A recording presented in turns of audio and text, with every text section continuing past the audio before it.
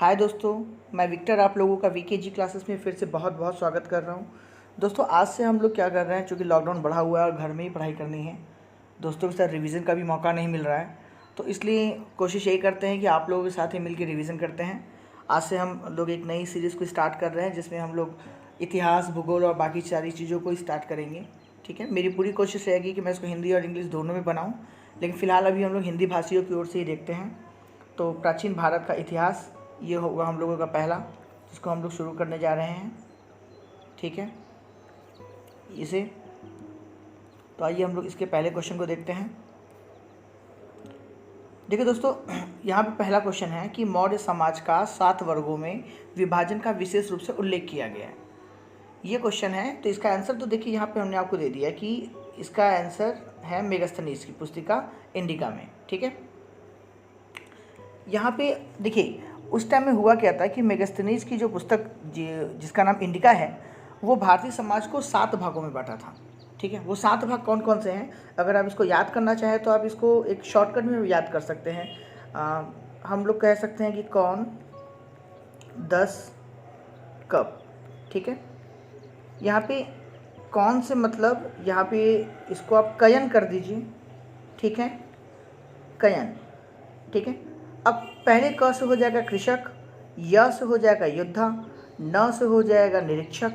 ठीक है, द से हो जाएगा दार्शनिक, स से हो जाएगा सभासद, क से हो जाएगा कारीगर और प से हो जाएगा पशुपालक।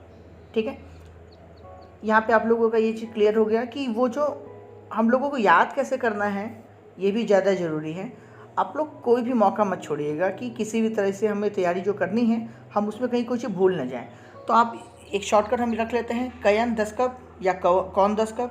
अब आपको याद रहेगा कि मेगास्थनीज की पुस्तक 10 इंडिका में जो मौर्य समाज का 7 वर्गों में विभाजन किया गया था, वो वर्ग कौन कौन से थे और इस वर्ग का काम क्या था कि मौर्य काल में क्या था कि कोई भी व्यक्ति जो है वो अपनी जाति से बाहर न शादी कर सकता था और न ही उससे अलग का वो कोई पेशा कर सकता, मतलब कोई भी व्यापार, कोई भी सर्विस वो नहीं दे सकता था। अगर वो कारीगर है तो कारीगर ही करेगा और कारीगर वाले ही किसी दूसरे परिवार में वो शादी करेगा।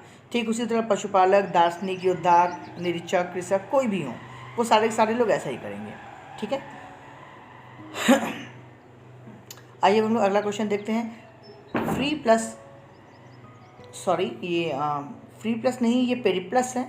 मैं यहाँ पे मिस्टेक हो गया है, इसका नाम है पेरिप्लस,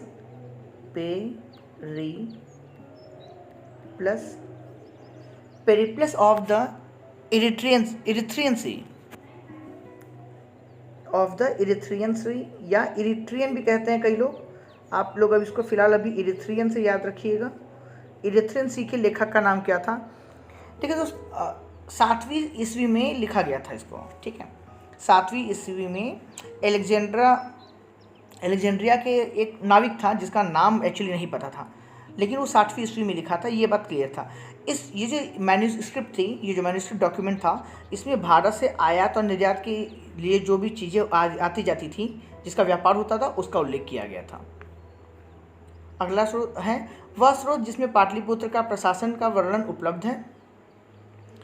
ये कहाँ पे है? ये भी है इंडिका में। आप लोगों को मैंने पहले क्वेश्चन में बताया था कि कौन है इसका लेखक। इसके लेखक है मेगास्थनीज। उसमें भारतीय समाज की श्रेणियों को भी बताया गया और इसमें ये भी बताया गया है कि पाटलिपुत्र में प्रशासन किस तरह से होता था। जैसे आप लोगों को मैं एक एग्जाम्पल में बताता हूँ कि पाटलिपुत्र का जो नगर परिषद था, ठीक है, नगर परिषद में टोटल 6 समितियाँ थीं, 1, 2, 3, 4, 5। ठीक है, और हर समितियों में 5-5 सदस्य थे। तो इस तरह से अगर आप देख सकते हैं कि जो इनका जो नगर परिषद था उसमें टोटल सदस्यों की संख्या 30 थी। ठीक है, अगला क्वेश्चन करते हैं। पाटलिपुत्र को किस शासक ने सर्वप्रथम अपनी राजधानी बनाई? देखिए दोस्त, यहाँ पे ना आप इसको 2 तरीके से आंसर इसको कह सकते हैं। केवल इसका आंसर चंद्रगुप्त मौर्य नहीं होगा, इसका आंसर उदयीन भी हो सकता है। उदयीन बोल दीजिए या उदयीन बोल दीजिए। ठीक है, यहाँ पे देखिए उदयीन और उदयीन दोनों सही है। ये जो था ये हर्यक वंश का था। ठीक है, ये हर्यक वंश का राजा था और इसने पाटलिपुत्र की स्थापना गंगा और सोन नदी के संगम पे की थी। इसी ने अपनी राजधानी राजगृह से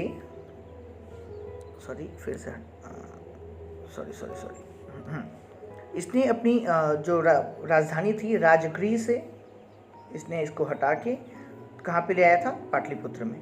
ठीक है, तो अगर मान लीजिए आपके पास ऑप्शन में उदयीन नहीं है तो उस कंडीशन में आपका आंसर होगा चंद्रगुप्त मौर्य। ठीक है, आइए अब हम लोग अगले क्वेश्चन को देखते हैं। सर्वप्रथम व्यापक पैमाने पर स्वर्ण मुद्रा का प्रचलन किसने किया?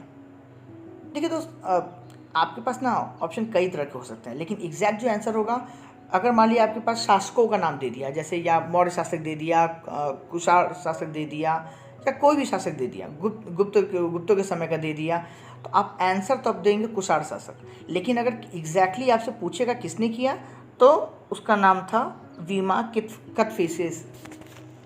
थोड़ा सा अजीब सा नाम है, बोलने में हर बार मेरे को टंग ट्विस्ट हो जाता है। तो कुषाण शासक वीमा कदफिसेस था, इसी को स्वर्ण मुद्राओं का प्रचलन का श्रेय प्राप्त होता है। इवन आपको मैं बता दूं कि ये इस बात की मान्यता है कि कुषाण शासक सारे शासकों में सबसे ज़्यादा अमीर थे, क्योंकि उनके पास काफ़ी ज़्यादा खजाना था। ठीक है, कला की गांधार शैली किसके समय में फली फूली? कला की जो गांधार शैली है वो कुषाणों के समय में फैली थी। देखिए, कुषाणों के समय में जो कनिष्क का जो शासनकाल था उसमें जो दो तरह की स्वतंत्र शैलियाँ थी। ठीक है, मैं आप लोगों को बता रहा हूँ, दो तरह की स्वतंत्र शैली थी। एक शैली थी गांधार, ठीक है, और एक शैली थी मथुरा। ठीक है, ये दूसरी शैली थी मथुरा की शैली। तो अब यहाँ पे आप एक चीज़ ध्यान दीजिएगा कि जो गांधार कला थी ना, वो यूनानी कला से बहुत ज़्यादा प्रभावित थी। हर कला किसी न किसी कला से प्रभावित होती है। तो उस टाइम में यूनानियों का भी बहुत ज़्यादा वर्चस्व था, उसके पहले भी था। तो उस टाइम में क्या था कि जो गांधार कला थी वो यूनानियों की कला से प्रभावित थी। ठीक है, देखिए अगला क्वेश्चन है, शुंग वंश के बाद किस वंश ने भारत पर राज्य किया? आंसर इसका है कण्वा या कण्व। ठीक है, शुंग वंश का एक्चुअली मैं आप लोगों को इसके पीछे की, देखिए आप लोग याद करने को तो कर लेंगे, लेकिन आपको लोगों मैं इसके पीछे एक छोटी सी हिस्ट्री बता दे रहा हूँ। हुआ यह था कि शुंग वंश का जो अंतिम शासक था उसका नाम था राजा देवभूति। एक मिनट रुकिए, मैं आप लोगों को अच्छे से समझा दे रहा हूँ। सॉरी, राजा देवभूति। ठीक है, इसका जो अमात्य था, अमात्य माने आप सेनापति या योद्धा कह सकते हैं, वो था वसुदेव। वसुदेव ने क्या किया, इस बंदे को मार दिया। ठीक है, षड्यंत्र किया, षड्यंत्र करने के बाद मार दिया। उसके बाद वसुदेव बचा, वो विजेता रह गया। विजेता होने के बाद इस बंदे ने क्या किया कि नए राजवंश की नींव डाली, जिसका नाम था कण्वा या कण्व वंश या कण्वायन भी बोलते हैं इसे। ठीक है, और शुंग भी चूँकि ब्राह्मण वंश के ही थे और ये भी ब्राह्मण वंश का ही था। ठीक है, अगला क्वेश्चन है, राजा खारवेल का नाम किस गुफा लेख से जुड़ा हुआ है? देखिए, राजा खारवेल का नाम हाथी गुम्फा के अभिलेख से जुड़ा हुआ है।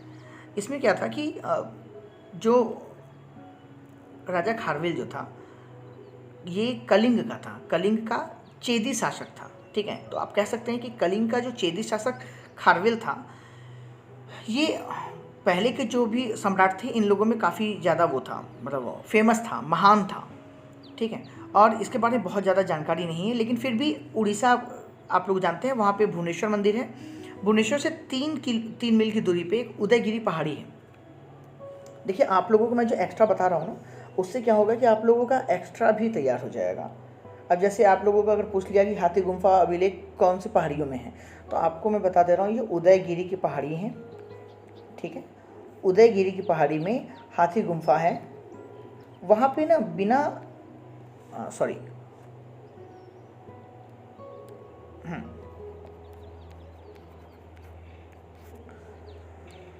ये जो हाथी गुम्फा है, यहाँ पे एक बिना तिथि का अभिलेख प्राप्त हुआ था, मतलब उसमें कोई डेट नहीं था। ठीक है, लेकिन इस अभिलेख में खारवेल के बचपन का, शिक्षा, वो राज्य कैसे किया, वो राजा कैसे बना, राजा होने के बाद वो 13 साल तक जो शासन किया उसमें क्या क्या उसने किया, इन सारी चीज़ों का बहुत ही आराम से एकदम क्रमबद्ध विवरण है। अब मैं आप लोगों को पढ़ने के लिए नहीं कह रहा, हम लोग का एकदम बस एक मोटो है कि हमें पेपर निकालना है। ठीक है, एक बात क्लियर समझिएगा कि खारवेल का जो इतिहास है उसको जानने का केवल एकमात्र सोर्स है वो यही है, हाथी गुम्फा का अभिलेख। ठीक है, देखिए अगला क्वेश्चन है, नगरों का क्रमिक पतन किस काल की महत्वपूर्ण विशेषता थी? ठीक है, उत्तर इसका है गुप्त काल। ठीक है, देखिए संपूर्ण गंगा घाटी में जो शहर सबसे पहले वो था, गुप्त काल क्या था, गंगा घाटी में ही था, तो उससे काफ़ी फ़ायदा था। लेकिन अब वहाँ पे सभी चीज़ों का देखिए एक उतार और चढ़ाव का समय आता है, चढ़ाव उतार भी होता है, उतार चढ़ाव भी होता है। तो ये धीमे धीमे गुप्त काल भी नीचे आने लगा। वहाँ पे जो पाटलिपुत्र था, आपको मैं बताऊं कि हेनसांग जब पाटलिपुत्र आया था तो पाटलिपुत्र जो एकदम बहुत महत्वपूर्ण नगर था काफ़ी कुछ समय पहले, वो उसके हेनसांग के आने तक वो एक गाँव जैसा बन गया था। ठीक है, अब मथुरा जैसा नगर या कुम्हार, सोनपुर, उत्तर प्रदेश में गंगा घाटी में अनेक ऐसे केंद्र जो हैं जो कि पतन के प्रमाण हैं, वो प्रमाण दिखाते हैं। ठीक है, अगला क्वेश्चन हम देखते हैं। अगला क्वेश्चन दोस्तों देखिए हमारा है कि कौन सा बंदरगाह गुप्त काल में उत्तर भारतीय व्यापार के लिए उपयोग किया जाता था? इसका आंसर है देखिए ताम्रलिपि। अभी चूँकि बंगाल का वो भी है, चुनाव वगैरह भी हो रहा है, ममता दीदी जीत भी गई हैं। फिलहाल हम लोग राजनीति की बात नहीं करेंगे क्योंकि बहुत से हो सकता है कमेंट भी इस तरह से आने लगे, तो हम लोग पढ़ाई की बात करते हैं। वो ये भी एक करेंट अफेयर्स की तरह ले सकते हैं आप। और देखिए यहाँ पे ये जो क्वेश्चन है कि हम लोग अपने क्वेश्चन पे ध्यान देते हैं। क्वेश्चन है कि ताम्रलिपि जो है वो क्या था? ताम्रलिप्ति उत्तर भारत में एक ऐसा बंदरगाह था, उत्तर भारत में नहीं, ये नॉर्थ ईस्ट साइड में, बंगाल में था ना। ठीक है, तो गुप्त काल में बंगाल में ताम्रलिप्ति एक प्रमुख बंदरगाह था। यहाँ से उत्तर भारत के साथ साथ दक्षिण पूर्व एशिया, इन सब जगहों पे, सुमात्रा वगैरह में व्यापार होता था। लेकिन देखिए अब यहाँ पे उत्तर भारतीयों के लिए किया गया। एक क्वेश्चन अगर ये आ जाए कि पश्चिमी भारत का प्रमुख बंदरगाह कौन सा था, तो इसका नाम है भडौच। ठीक है, इसको देखिए भृगु कच्छ भी बोलते हैं। ठीक है, भृगु कच्छ भी बोलते हैं, और यहाँ से पश्चिमी देशों के साथ व्यापार होता था। दोस्तों देखिए बहुत ज़्यादा क्वेश्चन रख के मैं कोई अलग से अपना टाइम नहीं बढ़ाना चाहूँगा। 10-10 क्वेश्चन को देखते हैं। कोशिश ये करूँगा कि दिन भर में 1, 2, 3 या 3 वीडियो डाल सकूँ। 3 वीडियो में आप लोगों के कम से कम 30 क्वेश्चन हो जाएंगे, और अगर आप इस तरह से देखेंगे तो आपको महीने भर में कम से कम 900 से 1000 क्वेश्चन आपके तैयार हो जाएंगे। क्योंकि मैं आप लोगों को पूरी तरह से समझा रहा हूँ तो उसके पीछे की भी कोई क्वेश्चन है। अब जैसे मैंने आप लोगों को ये 10 क्वेश्चन जो बताया, इस 10 क्वेश्चन के पीछे भी कई क्वेश्चन थे।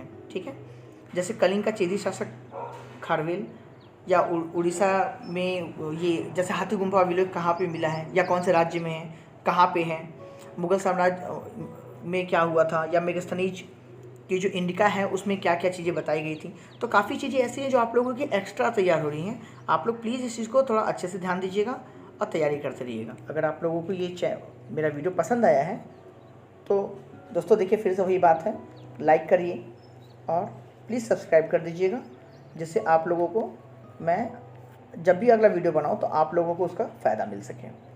ठीक है दोस्तों, जय हिंद, जय भारत।